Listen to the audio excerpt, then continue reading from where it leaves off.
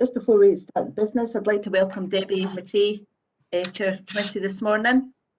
This is Debbie as our new Falkirk's new pensions manager. This is our first committee meeting, so thanks Debbie, and it's good to have you on board.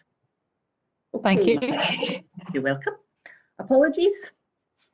I have one apology, convener, from Provost Buchanan. Great. Any declarations of interest? No. Great. Moving on to item 3, which is the minute of our last meeting. Any inaccuracies? No. No. Agree the minute? Agreed. Any matters arising? No. Great. See, when we were saying earlier about getting finished before 1 o'clock, I don't really want to be finished before 10:30 though. Item 4, that's the pension fund, and Brian's going to take that one. Thanks, Brian. Thanks, convener, and good morning to all. On the back of your last comments, I'll wax lyrical about this report, try and stretch it out. In fact, on the contrary, I'll be very concise and leave it to EY coming in behind me to speak to what in effect is their report. But I'll just pick out a few particular points in the covering report. So if we jump to the bottom of the page, you can see the key milestones there, and maybe just drawing out the 2 directly related to the committee on the 17th of June, where you presented with the unaudited accounts, and then later on in September 23rd, the actual audited accounts.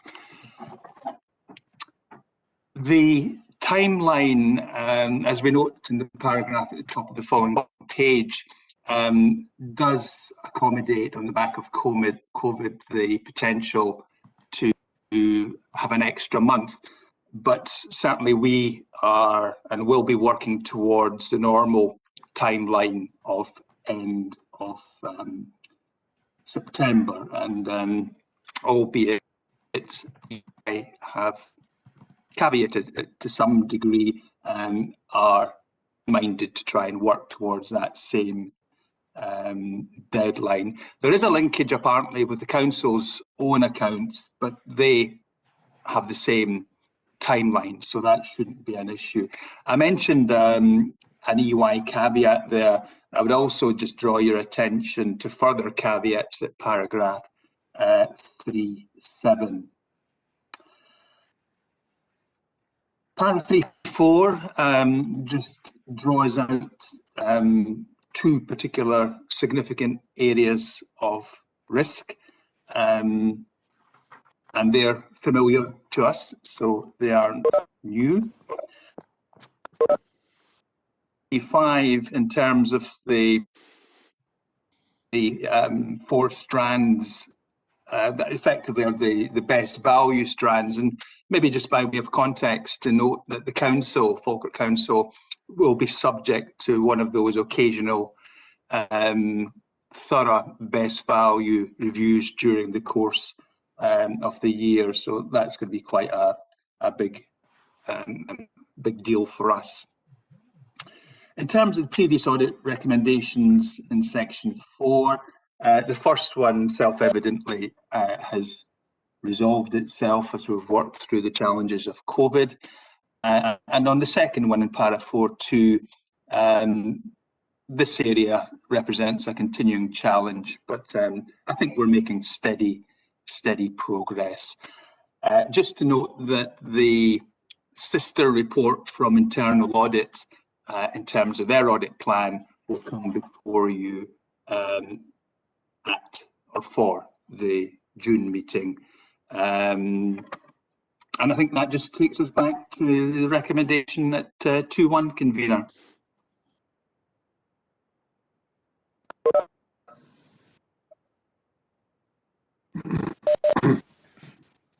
You're on mute, convener.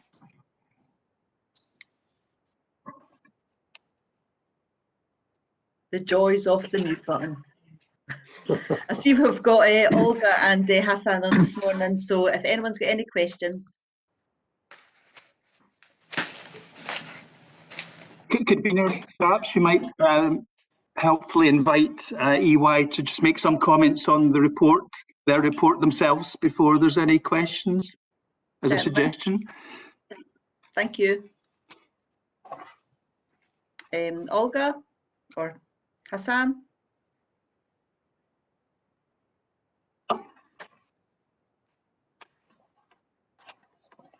Hassan.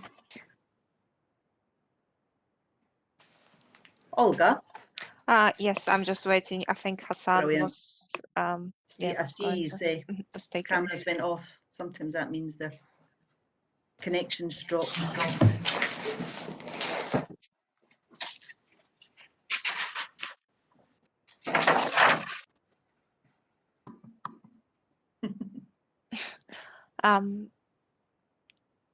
Okay, so sorry, Hassan just ahead. messaged me on our Teams saying he having some problems. So I think I will just take you through the report briefly, but Brian pretty much outlined key risk and key considerations. So I guess I just wanted to draw committee's attentions to 3 specific caveats in our planning report. The first one is in relation to materiality. So we outline on page 4 and then subsequently further down in the report our indicative level of planning materiality, which is approximately 1% of the net assets pension fund value of the prior year. This is a drop from 2% that we have used for our materiality figures from prior year. The purpose and the reason for this drop is the benchmark exercise that the firm undertook as part of the prior year, and this just to bring EY position on materiality and use materiality in line with other pension funds across the sector and specifically across Scotland. I want to also mention that at the year end, as part of the usual exercise, we will be looking to update our materiality figures and we'll report to the committee in September what our actual materiality, final materiality used for the audit look like, as obviously prior year figures based on net assets at 31st March 2020, which been a significant drop due to COVID impact last year. So we do expect our materiality figures to be to increase quite significantly anyway. Another area that's not yet agreed at the time of us planning, it's the time of us issuing the report is audit fees. So as we noted in our audit report, we're still in discussion with management in relation to prior year audit fees. And for the context of current year audit fees, this is still in discussion and in agreement and consultation in consultation with Audit Scotland. So again, we're planning to sort this and update the committee on the actual agreed audit fees figures for 2021 in our September report. And as Brian pointed out, the last caveat, which I don't expect it to be an issue, to be honest, but it's just something we, again, in consultation with Audit Scotland at the moment of us issuing a report, is the timing of our audit opinion. So this is coming from NAO English network, where pension fund audit opinions mention specifically the council audit opinions as a mainstream body. So in England, pension fund accounts are not allowed to be signed until the council audit is completed. We're conscious that pension fund audit committee is scheduled in September, and while there's been an extension by the Audit Scotland deadlines, the pension fund is looking to get the account signed in line with the previously agreed original timeline. This is our intention as well at the moment, and I know the same, obviously the same extension applies to the council. So we'll just hoping in line with prior year, we should be able to sign this off on time in September, and we've been allowed and granted this permission by the firm, by EY last year. However, given this is something coming from external network in England, so we just need Audit Scotland approval for that. But again, I can see that Audit Scotland approval and approvals in Scotland doesn't actually mention council as a specific administrative body, so it doesn't actually depend on conclusion of the council and like having council account signed. So it's not an issue from that perspective. So again, we will consult with Audit Scotland and we'll report to the committee in September, but we don't really anticipate it to be an issue. It's just something to flag at this stage. I don't really have anything else to flag. Brian, I think, outlined pretty much all the recommendation and the progress made. All significant risks are still in place and similar to prior year. So I'm happy to take any questions. And Hassan, I can see you joined back. So if you, I don't know, like if you have anything else to add, or like if you hear what you said. Apologies, my network has failed, so I keep getting kicked out of the meeting. So I've only just joined now when Olga's completed the presentation, but happy to take any questions which members may have. Okay, has members got any questions? Could I ask a question, Kavina? Certainly. It's on page 18 and it's regarding responsible investment. As you know, we periodically get messages from people interested in the green movement. It says here the pension fund will be expected to continue to work with its managers in promoting sustainable investments, and it refers to us joining a couple of climate change bodies there. I know no one's got a crystal ball completely, but at what point does gas and oil become unsustainable investments? It seems to be heading in that direction, but does anybody have a forecast? Yeah, it is something that the committee and obviously pensions have been working on. There's some information further on in our reports, but if Hassan or Olga have got any comments on that? In terms of sustainable investments, then that's obviously a decision for yourselves in line with your investment strategies in terms of what you consider as an organisation is the right thing for yourself. So we'll be looking at how your investments agrees with your investment strategy in respect of that. But it is an issue which is facing a number of organisations as they think about what they want to do in terms of their investment strategies. We do have a particular interest because of the refinery being in Falkirk and sustaining thousands of jobs. It's just something extra that we have to consider. Yeah, I think like everything, it's a balancing act all the time, Pat. But I think some of the organisations that we have joined, and the fact that we believe as a committee that it's better to be in it, to change it. That often the pressures that we could put on from within, but it's as things get worse and worse through climate change, then it's something that we have to be constantly reviewing. Okay, thank you, Convener. Okay. Simon? Yeah, a question for, I guess for Brian, actually. Olga was good enough to point out that there's nothing in there at the moment for fees, and that there's still an unresolved issue relating to the 1920 fees. So just a question really on what's the difficulty in resolving the historic fee, and also, at the moment we're just presented with TBD for all of the fees. Is that a blank check, or what are the controls around negotiating a reasonable fee? Yep. Brian? Thanks, Convener. I mean, I think for last year we just had some issues around the increase in fees, which we do need to conclude. I mean, there is an envelope within which the auditors, in agreement with Audit Scotland, can operate. So there is a degree of latitude, and we've had intermittent discussions, but I think the day job, so to speak, for both of us has intervened from time to time. So it's something, given the lapse of time, that we do need to bring to a conclusion.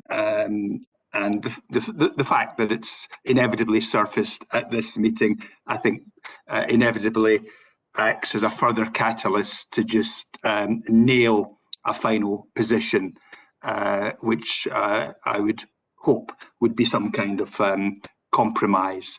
But we'll take that off table, Simon, and we will get to a finalised position. But it's the nature of the beast with fees. We want them, as you do, I'm sure, as low as possible.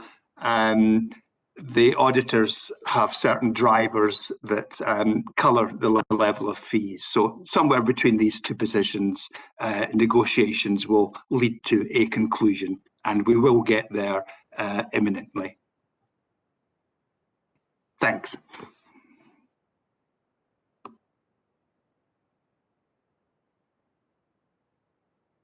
Councillor Patrick. Thank you, Convener. Just a comment on page 18, page 5 of the particular form, but page 18 of our report, it under triennial valuation, I'm presuming in actual fact that further comment will be made on that later on during the meeting today. But in the last paragraph, it makes reference to the fund's longer term strategy and states that it's been issued to employers and trade unions and will be published by the end of March. I for one, haven't actually knowingly seen that yet. Could you tell me when, in actual fact, we can anticipate getting sight of the strategy as tabled? Thank you. The fund strategy is on our agenda for today. Brian, have you got any further comment? I think just to make the comment that following the triennial review, it's an obvious platform for a strategy review, which is underway. We've had the initial meeting with Hymans involving Lothian and Fife as well as our partners, and work will progress on that. There is mention of it later in the agenda, so we can flesh it out at that point, Convener, I think. Okay. Thank you, Convener. I do apologise. I have made every attempt to read the report in its entirety, but obviously have been shown failing, and look forward to further comment as the meeting progresses. Thank you. Not at all, John. Thank you. Thanks for your question. Has anyone got any further questions on item 4? No, that's great. Moving on, item 5. That's with yourself again, Brian. Yes, Convener, and this report essentially is an update on both the fund's risk register and the attendant assurance map. So starting off with the objectives in section 3, the first centres on risk awareness, and the second has a focus on risks that may undermine or compromise delivery of the fund's strategic or operational activities.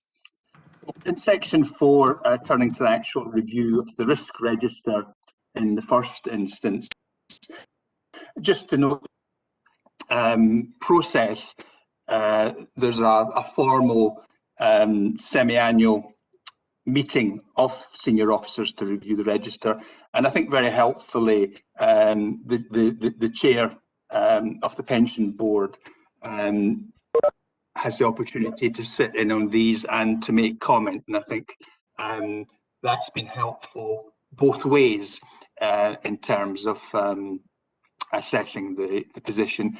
In section 5, essentially we outlined the core methodology, and in 5.3, just noting some adjustments there, one risk being added in terms of the matter of the merger, which we'll come on to at several points on today's agenda, and a diminution of the Brexit uncertainty. And just picking up on essentially the content, that's concentrated in section 6 and the current areas of greatest risk. There are 2 categories that have shifted from very high to the lower categorisation. One is succession planning, and the other is around staff errors and backlogs, and that's touched on section 6.1. Section 6.2, you can see yourselves the bullets of the areas that have been identified with the highest risk rating. And then jumping to the assurance map in section 7, which is a relatively recent enhancement in this area, and provides the committee and board with an added independent assurance about key fund risks, and also to demonstrate that internal controls have been dealt with in a systematic manner. And you can see it's structured in para 7.2 in terms of what's categorised as three lines of defence. Kind of conjures up images of trenches of the First World War to some degree, but hopefully in some respects more effective. So if we jump back to the front of the report, you can see the recommendations before you at section 2, convener. I'll stop there. Thanks. Thanks, Brian. Does anyone have any questions? No. I noticed there's a new risk added at the bottom. Section 6.2, cyber attacks. I believe one of our partners has had quite a difficult time with cyber attacks, and we feel that that's something that we've added to that risk. Has anyone got any other comment? Or Simon, and then Pat. Yeah, this is just a quick one really for the team. Debbie, yourself, perhaps. The assurance map, you know, the risk register and the assurance map obviously go hand in hand with each other. And I was just thinking, actually, when we do the risk register review, it might be good to look at the assurance map at the same time as just part of that regular process. And going forward at the next meeting you have, I'm assuming, Simon. Okay, that's been noted. Yeah, I'll take that on board, Simon. Thank you. Okay, Councillor Reid. Yes, thank you, convener. One of the high risks was perhaps insufficient staff, which actually showed a downward trend in risk, but I've always felt that our staff that particular section, like many sections, is under great pressure at the moment. I wonder if Brian could comment further on that. It's shown as a high risk. Yeah, maybe Debbie. Or Debbie, sorry. Would you like to come in? Convener, if I could maybe just come in initially, and Debbie might come in behind me. I think Councillor Reid makes a very valid point, which does apply to the pension section, but does permeate much wider than that. I mean, if I just take finance in its broader sense, in the past 5 or 6 years, corporate finance, we're circa 50% staff down on what we had before. So all areas are significantly impacted by resources.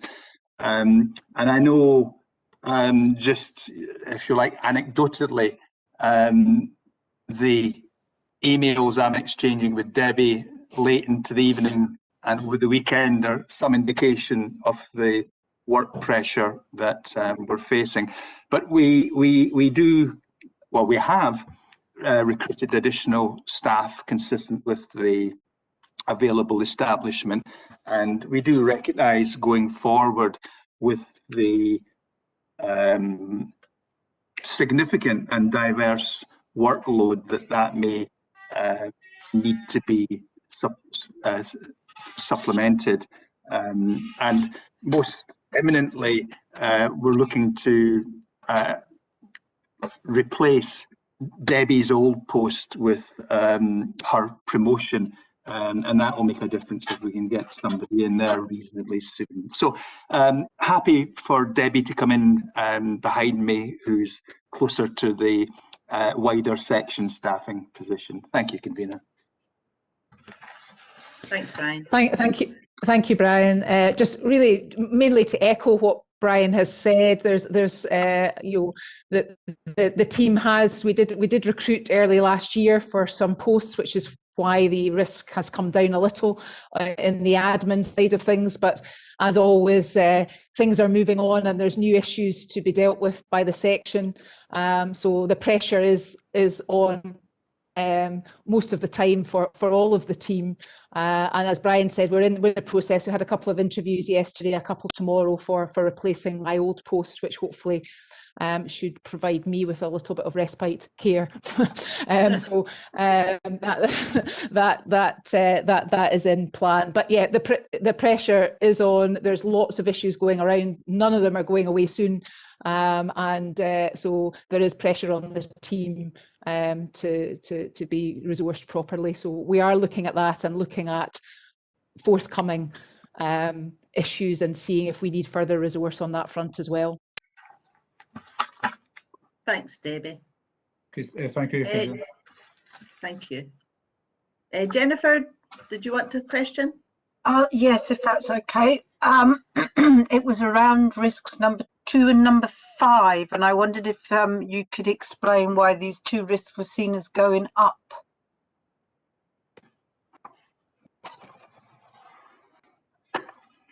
So that's on page 47 and 48. Brian, I'm happy to take this one if that's okay. The reason, Jennifer, it was to do with we had a number of small bodies at the time, so they're linked. We had 3 small bodies that asked for deferral of contributions at the time that COVID kicked in, and so at the time of writing the risk register, they weren't all paid. At the time of speaking, they're almost all paid. So I think it was just to reflect that we still had a little bit of risk, but it wasn't a significant financial, but there was a bit of a risk that had increased because of COVID. I would expect that when we look at it in 6 months, these will come back down again, but they were both related to a small number of bodies with a small number of liabilities who had asked for a bit of a deferral on contributions.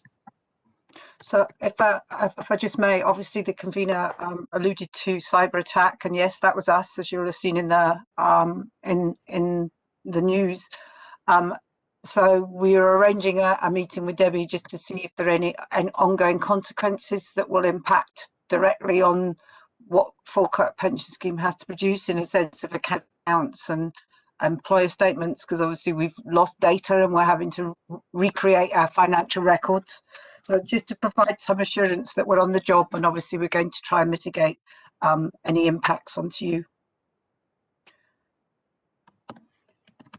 Thank you, Jennifer. And I know it's been a very difficult time for you and for your colleagues, so I appreciate the update on that. Has anyone else got any other comments or questions? Happy to approve the report? Agreed. Thank you.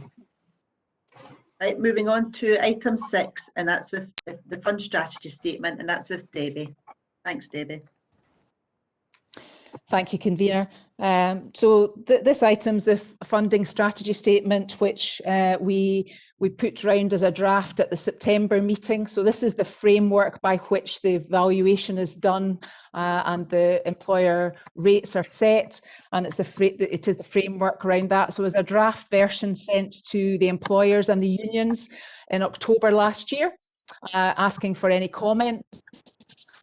And we didn't really get anything that required any changes. We did have some comments from the police more around what did it mean about the cost cap issue that was mentioned. So there's no real changes. I think there was a couple of clarifications made with regard to what employers sat in what type. But apart from that, I would say there's no major changes since the September report. Just it is made to make sure that it aligns with the valuation report. Julie West from Hymans is on the line if MD has any specific questions on that as well. Otherwise, look at the recommendations in section 2 being asked to note and approve. Thanks, Debbie. Julie, would you like to add anything? No, I was going to say exactly what Debbie just said, which was that we circulated it earlier on in the year. It's been passed round to all of the employers for consultation. We don't normally see very many responses to these types of documents. We've made a couple of updates just in line with changes that were made following discussions with some of the employers and some of the contribution rates that have been agreed. We put into the funding strategy statement some of Alistair's prior knowledge on the history of some of these employers as well. So we've got that record for the next valuation also. But no, really just echoing what Debbie said. This is the rule book, if you like. This is how we set contributions for everybody and how the fund will respond under different circumstances. And also maybe to note, it's not a one-off. We've seen in England and Wales recently quite a lot of reviews to funding strategy statements as we've moved through the valuation cycle with updates in regulations. So we did review it as part of the formal valuation, but that's not to say that we can't come back and review it if necessary as time passes and things change. Okay. Thanks, Julie. Has anyone got any questions or comments? Councillor Reid? Just one question on page 72. It's possibly more an observation than a question, to be honest. But halfway down the page, depends who you are, and it refers to elected members. You will want to be sure that the council balances the need to hold prudent reserves for retirement and death benefits, which I should declare an interest, by the way, with the above and with the other competing demands for council money. It's not an issue that quite often comes before us. We might have to make such a judgment, and of course this whole report is the basis for that. But just as the smaller employers are finding it a heavy burden in terms of pension, will there come a point when the council has to further review things? I mean, it used to be that I think the percentage was almost in single figures a way back. Now it's creeping up to about 25 and over %. Yeah. Has anyone, Debbie or Julie, got any comment to make for Councillor Reid? Effectively, when you're making each of the valuation decisions, that's in turn going to influence what is paid. So I guess the question for committee is always, are we striking the right balance of risk?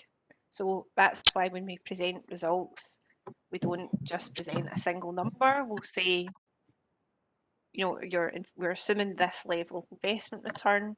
and that's got, you know, in this case, 70% likelihood of being borne out in practice. So we try to present the results for what is quite a complex process in such a way so that you can understand what that balance of risk is. So how much are you balancing protecting the funds?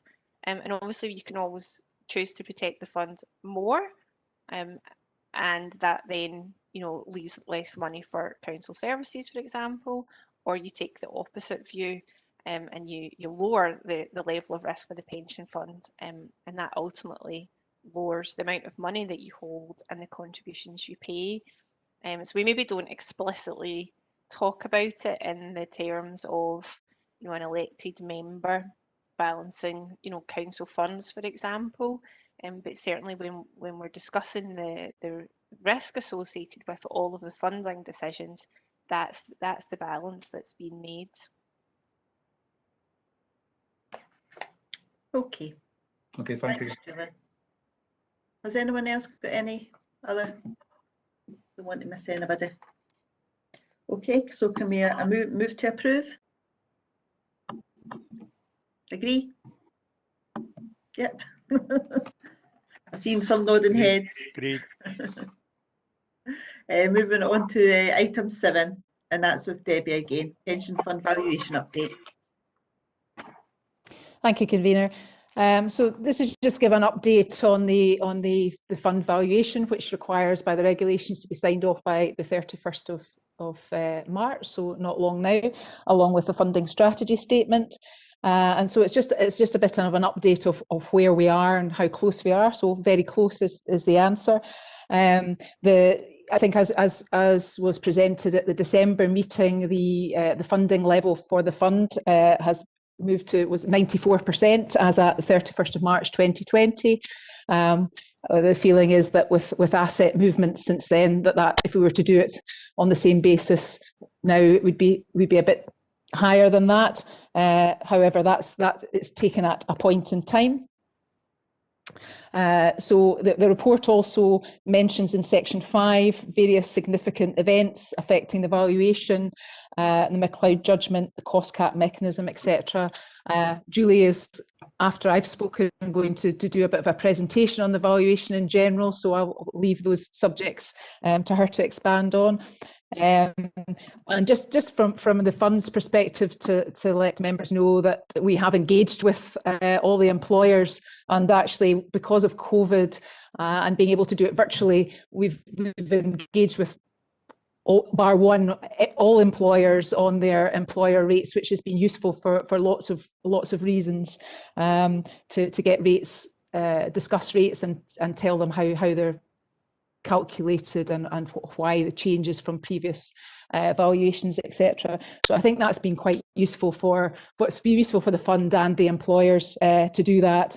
And we're at the stage where I think I mentioned in the report that we had one employer who were waiting for a guarantee for. We've now got that, so we are good to go for signing off on the basis that with that small change to the employer rate following the guarantee, we're good to go for signing off on that. And that, from my perspective, is it. If I can invite Julie to comment, and I think she's got a presentation as well. Yes, just a few slides really to summarise what we've done so far, and where we are. And actually things have progressed over the last couple of weeks as well, so things will have moved further on. Just share these.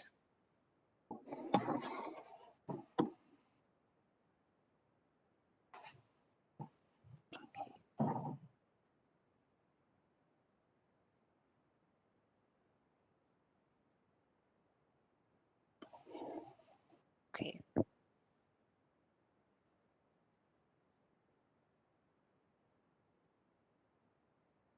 Okay, can everyone see that okay? So unhelpfully, I can't see you at the same time as I'm sharing these, but if you can let me know if there's any issues.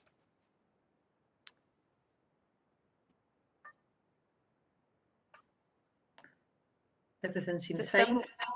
still, is it still on the first There we go. Yep. Really the process that we've done so far, we did the initial training way back on the 13th of August. So talking through how we do the evaluation, what the process is, some of the decisions that committee would have to make. And then following on from that training, we agreed all of the assumptions. As we've just spoken about, we have drafted the funding strategy statement, so that was available quite early on in the process, also to be shared with committee and the employers. We got data from the fund on the 30th of October, where we processed all of the calculations. So we look initially at the whole fund, so what's the fund position look like? And we present results on that and discuss those with the fund officers. So that happened in December. And then we go away once those results are agreed and look at the positions for all of the individual employers in the fund. And we had that discussion with the officers just it was almost the very last day before lots of us were finishing up for Christmas holidays. So we could get communications out to the employers between Christmas and New Year and on their return in January. As Debbie mentioned, we did do employer meetings with all, I think, except one of the fund's employers who declined the opportunity. That was really useful for a lot of reasons. It shows a really high level of engagement and commitment from the fund to the employers.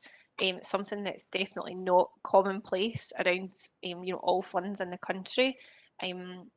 Perhaps because there's a smaller number of employers to engage with, but was really a useful process. There's obviously a lot of changes in personnel between evaluations at employers. So it's really helpful to have that conversation with them directly so that they understand what their pension obligations are, how their contribution rates have been set, and also sometimes what that can mean in the future. So there was a few discussions round about what happens, if I exit, or where the contribution rates were becoming unmanageable, some of the things that we could do to support employers with that.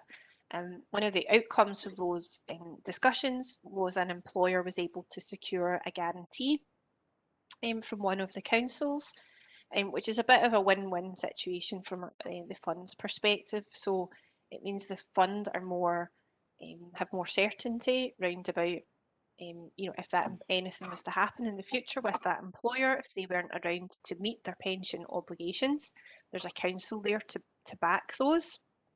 And in turn, that means that the fund can give the employer a little bit more leeway in terms of the payment of contributions, and actually use the funds available to that employer to provide the service that they're trying to provide, and not paying a substantially higher contribution rate. So that was a really useful process, and one that really should be recognised for the value that it brought. At the time of writing, almost all of the employer contribution rates were agreed, but over the last week, that is now all employer contribution rates agreed. So means we can go ahead and finalise the rates and adjustment certificate that sits at the back of the formal valuation report for all of the revised rates that will come into effect from the 1st of April. The funding position, I've just put it in there as a recap. The funding position has increased from 92 to 94%. That is the assumptions under which that funding position has been assessed. So it's worth noting there that that is just a single set of assumptions. We have to rely on one set of assumptions to calculate those liabilities. But when we set contributions, we don't just assume that single set of assumptions. We look at lots of different possibilities for what assets may do in the future. A summary of how contribution rates are looking across the fund. So for the stabilised employers, their contribution rates are all fixed for 2 years and increasing at 0.5% in the third year. That 0.5% is to build in a little bit of a buffer. There's a lot of uncertainty arising from the cost cap valuation, which I'll mention further on. But that was to almost fend off the potential for larger increases at the next valuation if the cost cap valuation results in a significant increase to the benefits that members earn. For admitted bodies, their contribution rates really varied depending on their own individual circumstances, whether they're open or closed, and their time horizon, so the length of time under which we expect them to participate in the fund. In some cases, we had further discussions on that. We looked at extending it out a little bit where we felt that that was a reasonable thing to do to try to keep contribution rates at a manageable level for some of those organisations. And for contractors, for most of those, their contribution rates have decreased. That's because we want to reduce the risk of the fund having to pay out a large exit credit. So if those contractors end their contract with us with a large surplus, then that would be paid back to them now under the regulations. So it means that we want to reduce the risk almost in those cases, reduce the level of contributions such that they're not building up in that high surplus, and lots of them are in very good funding positions, so means they can pay less contributions now and use up some of that surplus. A couple of notes on the employers. So the small admitted bodies pool that the fund used to operate, we decided to disband that at this valuation, largely due to the fact that a lot of the employers in that pool were now guaranteed. So a lot of them had left the fund and were guaranteed under the terms of the agreement over the last few years that the three councils would stand behind them. As I mentioned earlier, there was a guarantee being sought by one small employer, and that's now been agreed, which allows us to go and finish the signing off their contribution rate. And where there have been closed employers, we've taken the time to make sure that we've got a little bit more engagement with them to help them understand how their contribution rates can move in the future. So typically when an employer's closed, we know at a point in time their last active member will retire, and the fund will be trying to make good any shortfall at that point in time. So the sooner they're able to plan for that and budget, the more time there is for the assets to earn investment returns and plug any gap that might be there. So it's helpful to take the time with those types of employers and help them to plan appropriately and avoid any unexpected surprises at the next formal valuation. So the next steps to finalise the funding strategy statements, that's the document we've just spoken about. Sign off the final valuation report by the 31st of March 2021. The government actuary asks for data from the fund for their section 13 valuation. So that's when they conduct their own valuation and they look at some metrics across all of the funds and to make sure that the valuation has been carried out in line with their principles. They want to make sure that you are setting a funding plan that's appropriate.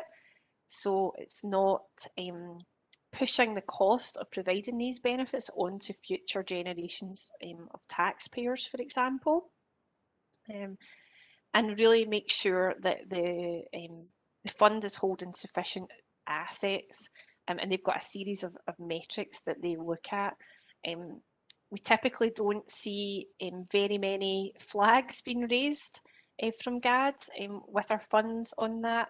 And we take steps throughout the valuation process, obviously, to make sure that we are setting contribution rates appropriately. But that's maybe one to watch out for when their reports released in due course.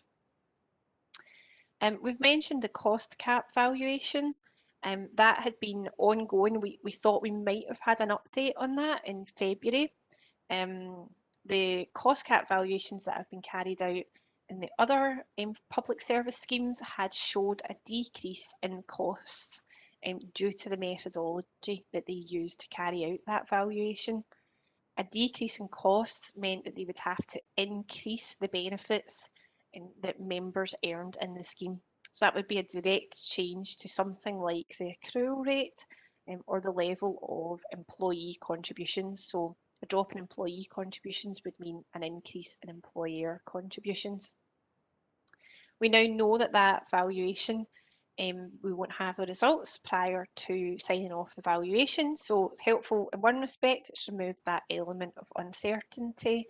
There's also a review of that mechanism itself happening just now, because I think there's a realisation that it's not operating in line with the expectations when that mechanism was put into place. So that's very much a wait and see what happens, and I'm sure we'll be continuing to talk about the outcome of that over the next year or so whenever they release the results of that valuation. And that's all from me, a quick summary of where we are, but happy to take any questions on that.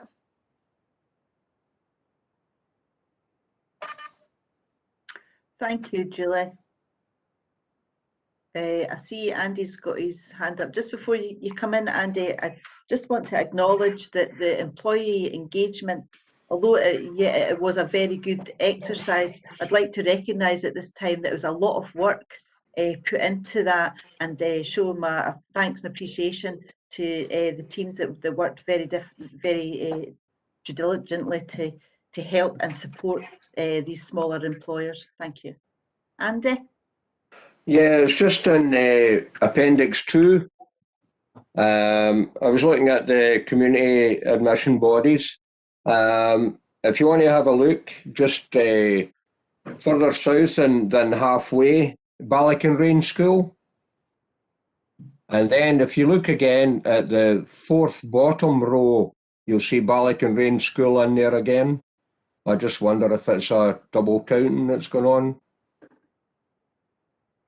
Yeah, so there's a, is that in the funding strategy statement? It's in page 147.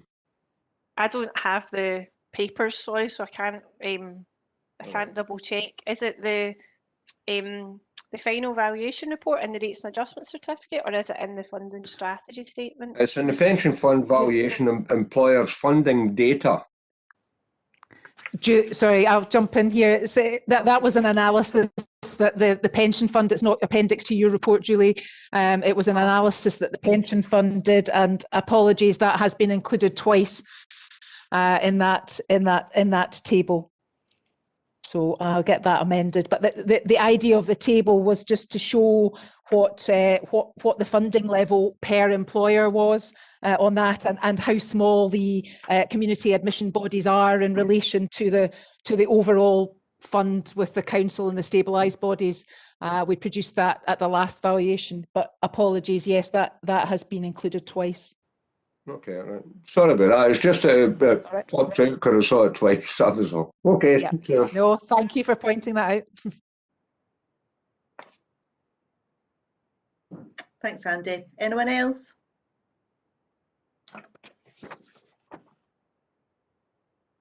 No.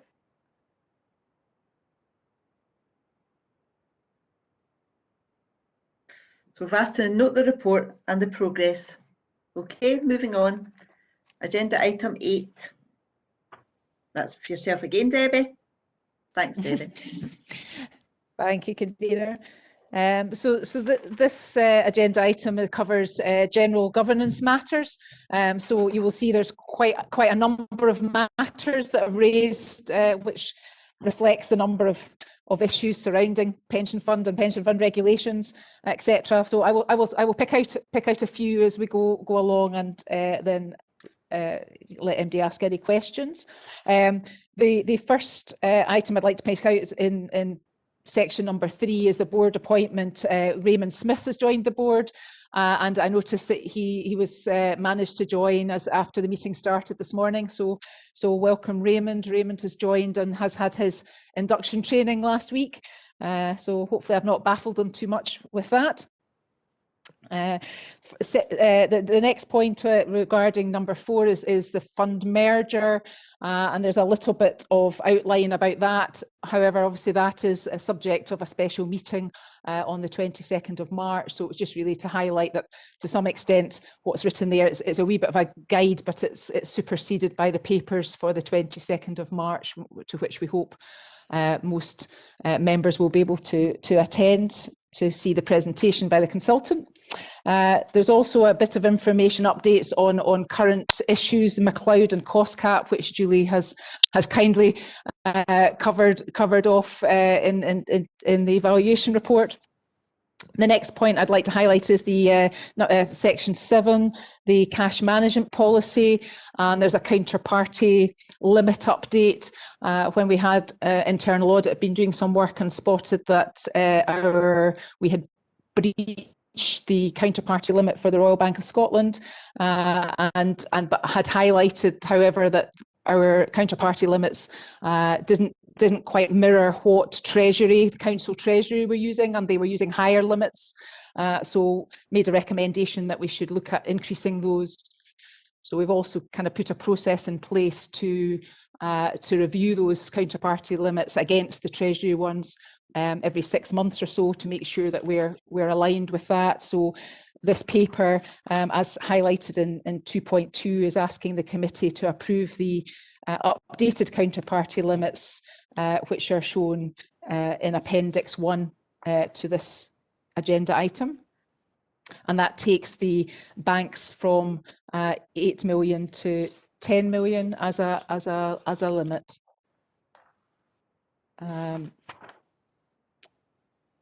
And apart from that, possibly the other thing to notice, there's various items which hopefully you've had a chance to read, but the National Fraud Initiative, which we take part in, had highlighted, it comes every couple of years, had highlighted 10 deaths that we weren't aware of, 2 deferreds and 8 pensioners. And the team are in process of getting the appropriate certificates, etc., and investigating those. I spoke to Jeanette not long before the call, and there are possibly a couple that we need to look into further that may possibly be fraud cases, but require a bit of further work at the moment to understand that. But suffice to say, the team are on the case and investigating where they can. So I think that's probably a quick whirl round the general governance report, and just refer to recommendations to note the report and to approve the counterparty limits. I'm happy to take any questions. Thank you, Julie. Do we have any questions? Councillor Patrick, I see your hand up. Councillor, you're on mute. My apologies for that. Thank you. Actually, it's not a direct question in relation to the report that Julie has given under item 8, but I wonder if it would be an appropriate spot for a comment to be introduced regarding the difficulties or the correspondence which perhaps other colleagues have received as well with regard to the environmental issues. Councillor did touch on that in a previous comment, but I just wonder, in actual fact, it would be appropriate to have some comment regarding the approaches that have been made directly to the scheme with regard to the whole issue, particularly the oil and gas issues.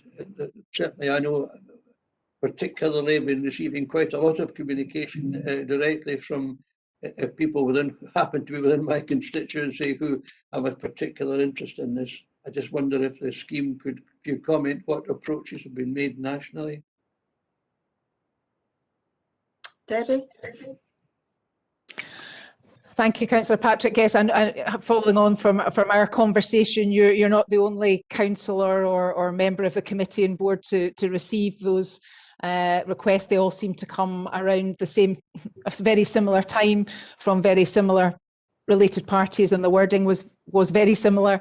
And obviously, following what I've passed on to anybody that has had those, is laying out the committee's your understanding and commitment to look at climate risk and setting up the statement of responsible investment principles, and how we look to, and how that gives us now the opportunity to divest if companies are not engaging, and also that we're looking to engage or take on an engagement specialist to help us engage directly with those managers. So generally we have provided the press and yourselves with a broad statement saying what we're doing and why.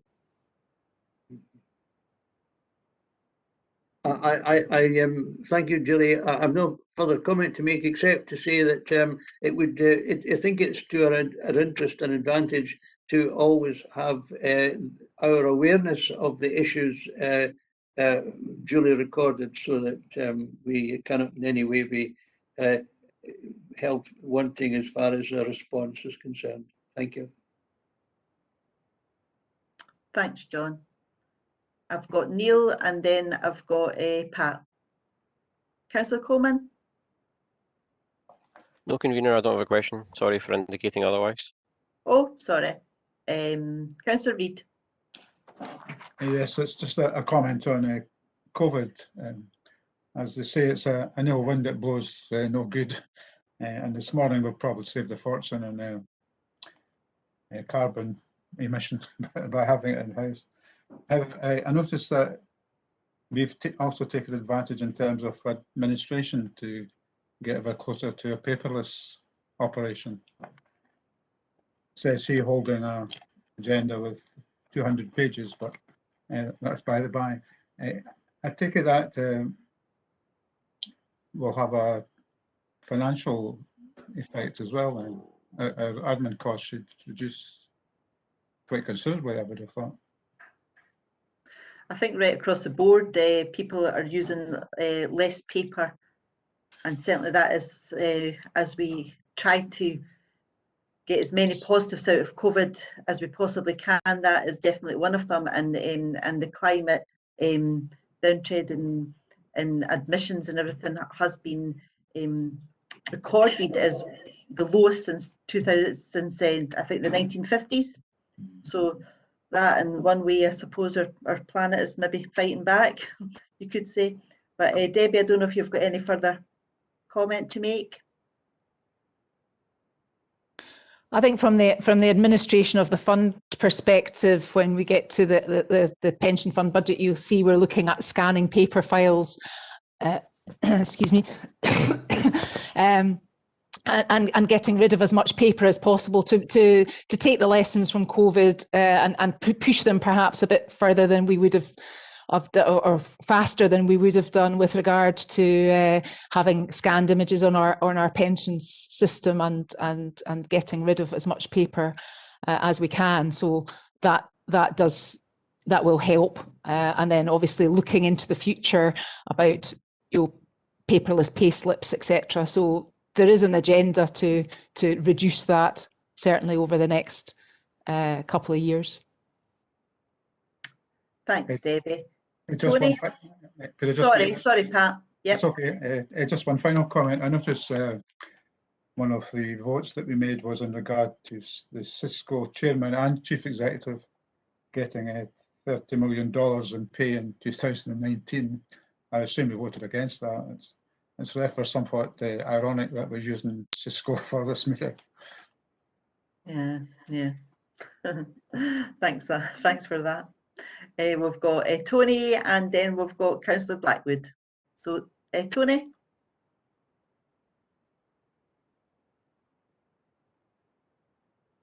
No? Okay, Councillor Blackwood. Just a quick question on the cost gap valuation that seems to have been done with some other pension committees. And you indicate there it could show a drop in employer contributions but an increase in employee contributions. That's not going to be very popular with employees. I think that's what was said. If I can reply, sorry, it's the other way around. So at the drop in employee contributions, right, and then corresponding increase in employer contributions. Apologies for that. That's all right. Thank you. Okay. Anyone else? Nope. So happy to accept that and move on. Thanks, colleagues. Okay, so we're now moving on to item 9, market review and fund manager performance. I'd ask Bruce to come in, please. Hello. Thanks, Bruce. Hiya. Thanks. Yes. I'll keep it fairly brief. You know, the paper talks about global economies, you know, essentially not out of the woods yet, with COVID still ongoing. So expectations are that there'll be a continuation of monetary and fiscal support, which remains, you know, positive for equities and commodities. But you will have noticed that the bond markets have been selling off as they have a tough time as inflation expectations are rising. In section 4 of the report, you can see the allocations are to the strategies, and we have a strategy there allocating the Baillie Gifford a portfolio across the different policy groups.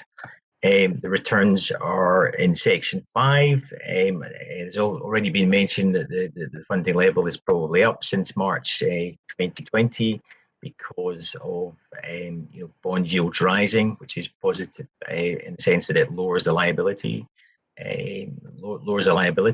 and asset markets have been very strong since then. So I think with that, I will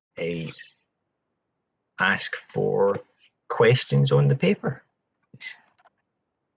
Thanks, Bruce. Do you have any questions?